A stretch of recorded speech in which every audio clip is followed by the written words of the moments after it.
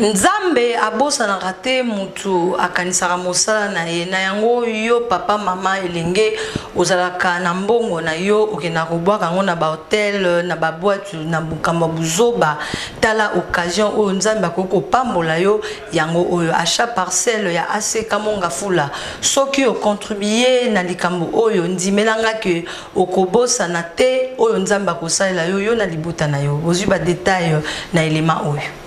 Une opération. Une opération. Qui est baptisée. Lèvons-nous et bâtissons. Lèvons-nous et bâtissons. Quand nous disons que lèvons-nous et bâtissons, donc c'est nous tous qui devons nous lever. C'est nous tous, y compris toi aussi. C'est nous tous qui devons nous lever. Chaque membre de l'église est concerné. Chaque papa est concerné. Chaque maman est concernée. Chaque jeune frère est concerné. Chaque jeune sœur est concernée. Donc toute l'église est concernée. J'aime bien que tous nous disions Amen. Je répète que tous nous sommes concernés. Il est dit ici, lèvons-nous et bâtissons. Alors nous devons nous lever pour bâtir. Bâtir quoi? C'est là encore une question. Bâtir quoi? En réponse, nous disons que nous devons nous lever tous comme un seul homme. Nous devons nous lever pour bâtir la maison de Dieu. Pour bâtir la maison de Dieu. Pour rendre beaucoup plus viable notre lieu de culte, le rendre encore beaucoup plus viable. J'aime bien que tout le monde me dise un bon Amen. Amen. ACK Mongafula, ezali kosenga bino, bo contribuer pour te asomba lopango. Tozana bosenga kosomba lopango po na mosala ya Nzambe. Yangwana Boya na avenue Matadi numéro 2 na commune ya Mongafula. De lundi à vendredi bokokuta équipe moko ezawana eza ko percevoir mbongo. Tozo senga contribution na yo mama papa. ACK Mongafula bandi collège achat parcelle. Tolingi to tongela Nzambe esika obana Nzambe bakoyo ko telema ko banda ko bondela. To senga contribution na yo. Ezaloza croyant, ezaloza non croyant, to benga yo. Yaka na contribution na yo. ACK Mongafula ya place obunga te. Toza na réhabita avenue Matadi numéro 2. Ceux qui ont rejoindre biso na adresse wana te. Tala ba numéro de téléphone ezolika na ba ya télévision wana. Benga o retrouver mutu moko oyo akosunga oti okomatina ACK Mongafula. Ko salela Nzambe na misolo efutaka. Eza lo sambela na ACK, eza lo sambela ACK te tozo benga bino mama papa boya. Boya to sunga musala oyo temple telema e ozapona lokumu Nzambe et puis Nzamba kokanisa yo ofutama. Tunapenda kupika kelele kwa mtoto wote wa Mungu. Hapa kwetu Mongafula tuko na lazima ya kununua parcelle kwa kujenga temple ya Mwenyezi Mungu. Hapa kwetu Mongafula c'est vrai tunagawia mais tulikuwa na louer hapa. Asa hatuwezi kubakia wakati mrefu tukupaka kumambo wa location hapa. Ndio kwa maana tunaomba mtu yote, ikawa mtu ACK Mongafula, ikawa mtu wa kanisa yote hapa Kinshasa mzima, même à travers dunia mzima hii, les 4 coins de la planète, kwa kutusaidia sema tupate franga tununue par terrain kisha tujenge. Hii kelele tunapika même kwa autorité yote hapa petu. Ukawa autorité de l'État, ukawa autorité militaire, mutusadie. Tuko besoin na franga. Kwa kusema franga yako kama unatumikia nayo Mungu ni ya lazima kabisa, parce Mungu hasitakusabu hapana. Mungu ataona yenye sacrifice unafanya juu kwa kumtumikia na franga yako. Ndio kwa maana si hapa Mongafula tuko na manimero, batandika manimero yenye ile. Kama huko na namuna utene kufika hapa eglise, we peke unaleta yako yenyewe utene kupata kwa kununua parcel na kujenga temple ya Mwenyezi Mungu. Bampangi na munu bana nzambi bete na kubinga muntu nyonso mwana nzambi nyonso inakeza bande nzambi mesalaka nge donc amepesange mpema amepesange nyonso nda asika Mongafula kena mfunu ya kusumba lupangu abide sumba okeve sana muntu mebete sumba lupangu sana nzambi donc muntu nyonso ngevana ngeke sambilaka to ngeke sambila ve. Donc bete na besoin de sumbila nzambi lupangu aseka Mongafula yoke vidi kamgeta la ka aseka Mongafula yoke vidi kamgeta la aseka to makamgeta la ka Mongafula meke makamgeta la muntu nyonso ina tawa message ya bete na relancer na TV donc ba numéro na bete nyonso kele kala ngeta nansi ya écran ngeta mona ba numéro nyonso bo metula ke pan.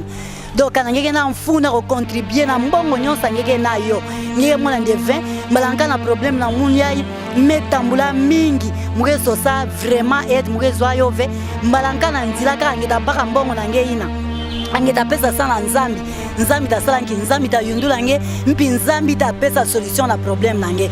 Donc bete na robinga tata nyonso mama nyonso elenge nyonso donc jeune nyonso yevana nkento bakala bete na mfuni ya muntu nyonso akwisa ku contribuer sana kusumbila nzambi lupangu a pasteur veme lupangu a nzambi bete na mfuna kusumba lupangu ina sambu na kutungila nzambi nzo nzambi ya bien.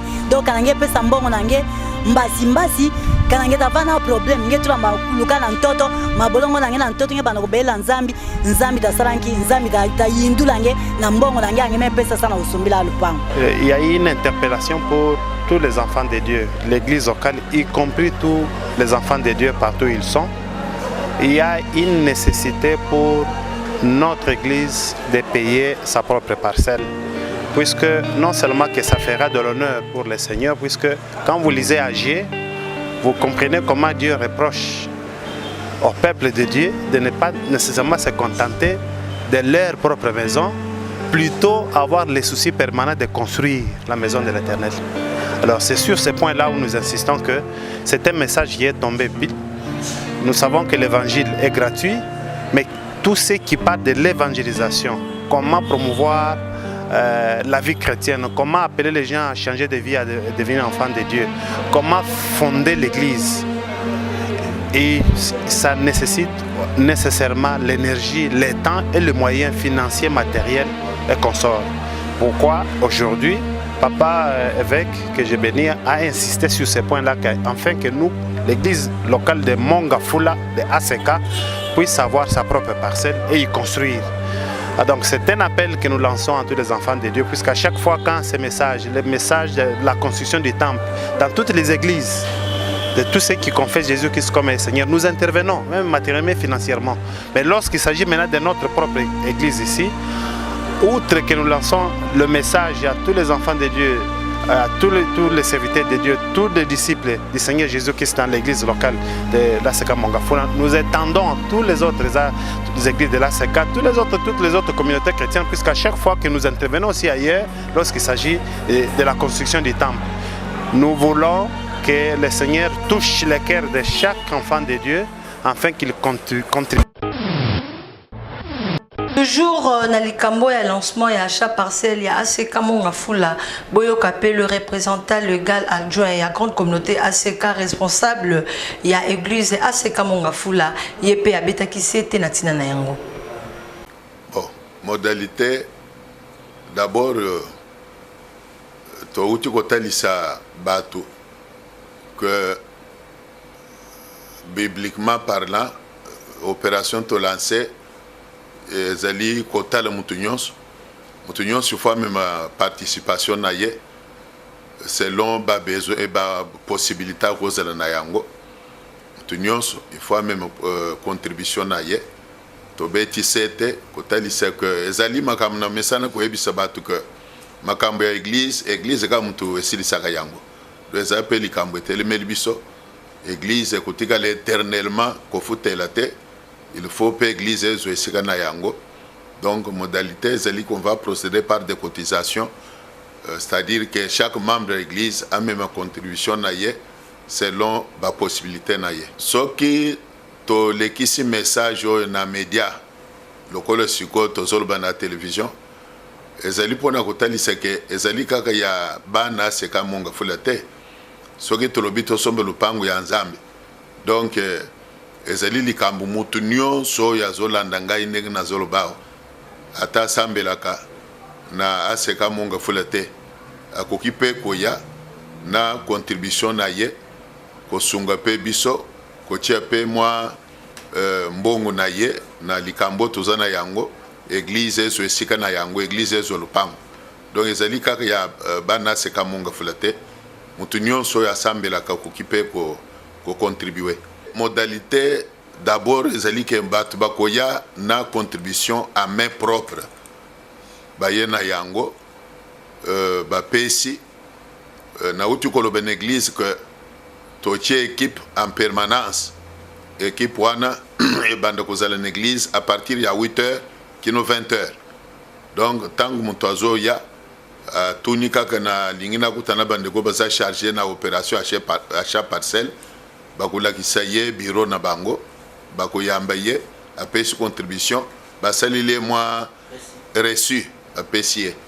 Alors mutu wana soka yeke na moment ngai nazali simana ye kokutana na bandeko bazoyamba misolo akolega pe na oya ngai bureau pona sambelele ye parce que mutu a dépensé mbongo na ye pona likambo na nzambe azo mérité même ngai musali ya nzambe na koka pe ko pambula ye par une petite prière.